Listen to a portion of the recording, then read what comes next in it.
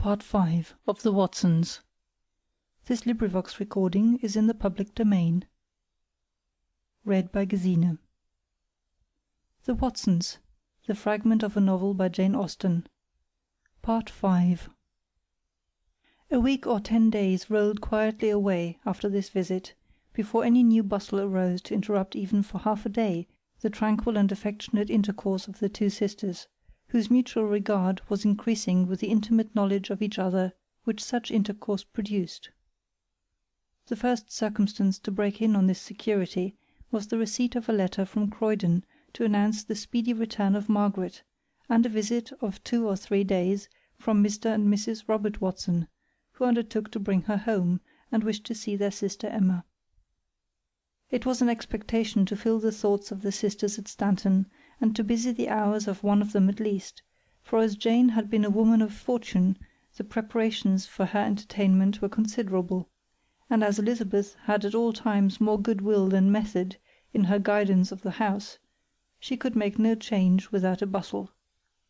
An absence of 14 years had made all her brothers and sisters strangers to Emma, but in her expectation of Margaret there was more than the awkwardness of such an alienation. She had heard things which made her dread her return, and the day which brought the party to Stanton seemed to her the probable conclusion of almost all that had been comfortable in the house. Robert Watson was an attorney at Croydon, in a good way of business, very well satisfied with himself for the same, and for having married the only daughter of the attorney to whom he had been clerk, with a fortune of £6,000. Mrs. Robert was not less pleased with herself for having had that £6,000, and for being now in possession of a very smart house in Croydon, where she gave genteel parties and wore fine clothes. In her person there was nothing remarkable, her manners were pert and conceited. Margaret was not without beauty. She had a slight pretty figure, and rather wanted countenance than good features, but the sharp and anxious expression of her face made her beauty in general little felt. On meeting her long-absent sister, as on every occasion of show, her manner was all affection and her voice all gentleness, continual smiles and a very slow articulation being her constant resource when determined on pleasing. She was now so delighted to see you, dear Emma, that she could hardly speak a word in a minute. I am sure we shall be great friends, she observed with much sentiment as they were sitting together. Emma scarcely knew how to answer such a proposition, and the manner in which it was spoken she could not attempt to equal. Mrs. Robert Watson eyed her with much familiar curiosity and triumphant compassion. The loss of the aunt's fortune was uppermost in her mind at the moment of meeting, and she could not but feel how much better it was to be the daughter of a gentleman of property in Croydon than the niece of an old woman who threw herself away on an Irish captain. Robert was carelessly kind, as became a prosperous man and a brother, more intent on settling with the post-boy, inveighing against the exorbitant advance in posting, and pondering over a doubtful half-crown, than on welcoming a sister who was no longer likely to have any property for him to get the direction of. "Your roads for the village is infamous, Elizabeth," said he, "worse than ever it was. By heaven! I would indict it if I lived near you. Who is surveyor now?" There was a little niece at Croydon to be fondly inquired after by the kind-hearted Elizabeth, who regretted very much her not being of the party. "You are very good," replied her mother, "and I assure you it went very hard with Augusta to have us come away without her. I was forced to say we were only going to church, and promised to come back for her directly. But you know it would not do to bring her without her maid, and I am as particular as ever in having her properly attended to." "Sweet little darling!" cried Margaret. "It quite broke my heart to leave her." "Then why was you in such a hurry to run away from her?" cried Mrs. Robert.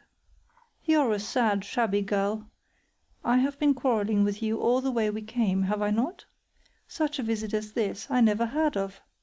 You know how glad we are to have any of you with us, if it be for months together, and I am sorry," with a witty smile, "we have not been able to make Croydon agreeable this autumn." My dearest Jane, do not overpower me with your raillery. You know what inducements I had to bring me home. Spare me, I entreat you. I am no match for your arch sallies. Well, I only beg you will not set your neighbours against the place. Perhaps Emma may be tempted to go back with us and stay till Christmas, if you don't put in your word. Emma was greatly obliged. I assure you we have very good society at Croydon. I do not much attend the balls, they are rather too mixed, but our parties are very select and good. I had 7 tables last week in my drawing-room. Are you fond of the country? How do you like Stanton? Very much, replied Emma, who thought a comprehensive answer most to the purpose. She saw that her sister-in-law despised her immediately.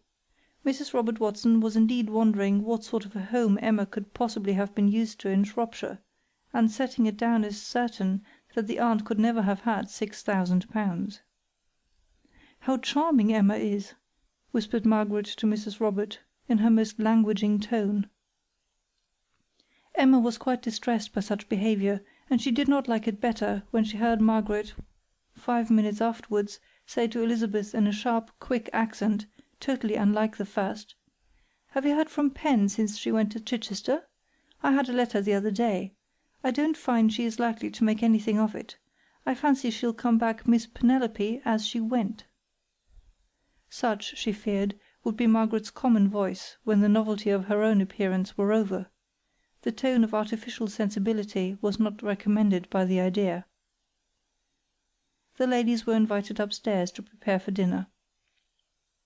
"I hope you will find things tolerably comfortable, Jane," said Elizabeth, as she opened the door of the spare bedchamber. "My good creature," replied Jane, "use no ceremony with me, I entreat you. I am one of those who always take things as they find them. I hope I can put up with a small apartment for 2 or 3 nights, without making a piece of work. I always wish to be treated quite en famille when I come to see you. And now I do hope you have not been getting a great dinner for us.